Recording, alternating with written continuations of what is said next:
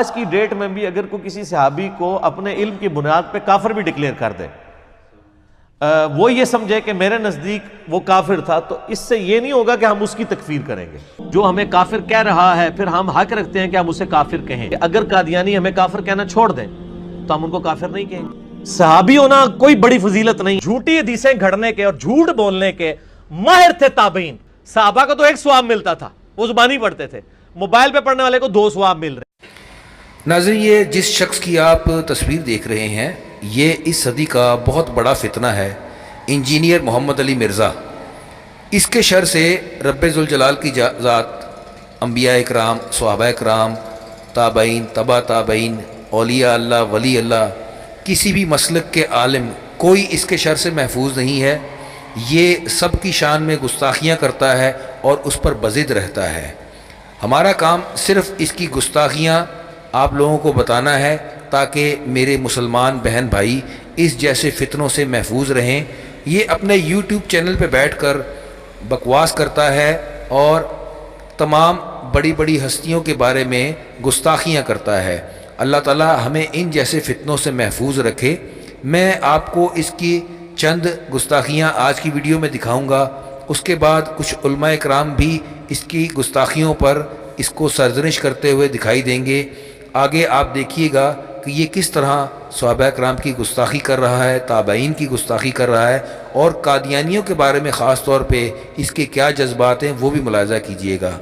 ہمارا مقصد صرف لوگوں کی آگاہی ہے، اس شخص سے ہمارا کوئی ذاتی اناد، کوئی ذاتی دشمنی نہیں ہے۔ اللہ تعالی ہمیں اپنی حفاظت میں رکھے اور ایسے فتنوں سے ہم سب مسلمانوں کی حفاظت فرمائے۔ آئیے دیکھتے ہیں اس کی گستاخیاں۔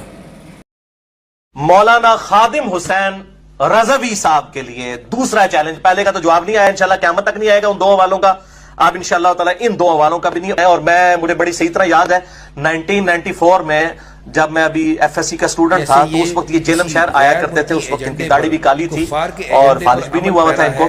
ان کی تقاریر ہم سنتے تھے، اس وقت یہ اس طرح کے تکفیری بابا جی نہیں تھے۔ ان کی تقاریر ہم سنتے تھے، اس وقت یہ اس طرح کے تکفیری بابا جی نہیں تھے۔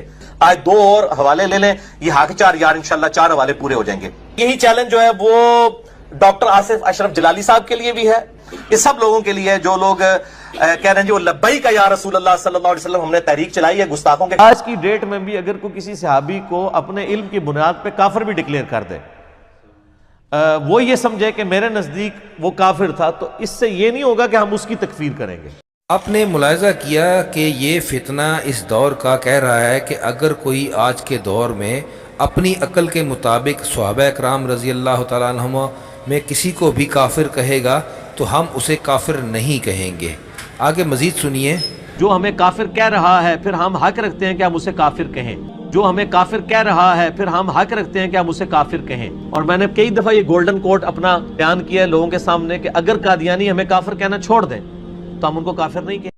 اب آپ اس شخص کی فتنہ پروری کا اندازہ لگائیے کہ اگر کوئی صحابہ کو کافر کہے تو اسے یہ کافر نہیں کہیں گے، لیکن اگر کوئی انہیں کافر کہہ دے تو اس کے بدلے میں یہ اس کو کافر ضرور کہیں گے۔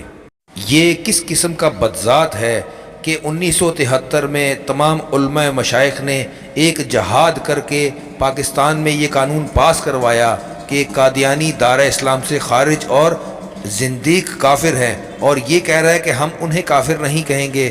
اسی لیے کہا جا رہا ہے نا کہ یہ اس صدی کا سب سے بڑا فتنہ ہے۔ صحابی ہونا کوئی بڑی فضیلت نہیں ہے، اصل فضیلت ہے لا الہ الا اللہ محمد رسول اللہ کا اقرار کرنا۔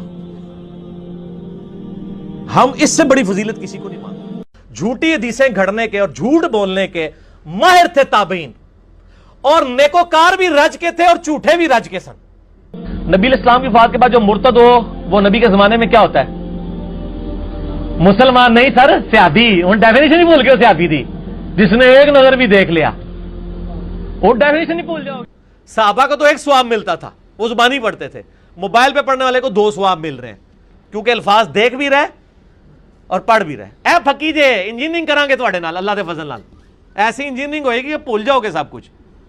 تو آج کے دور میں جو موبائل سے دیکھ کے پڑھ رہا ہے اس کو صحابہ کرام جو زبانی پڑھتے تھے اس سے زیادہ ثواب۔ آج کے دور میں جو موبائل سے دیکھ کے پڑھ رہا ہے اس کو صحابہ کرام جو زبانی پڑھتے تھے اس سے زیادہ۔ صحابہ نو بھوکن لگ پے ہو، پہلے تسی ساڈے خلاف بک بک کر دے ہو، ہن صحابہ دے خلاف بھوکن لگ پے ہو، دور دور کتے ہو۔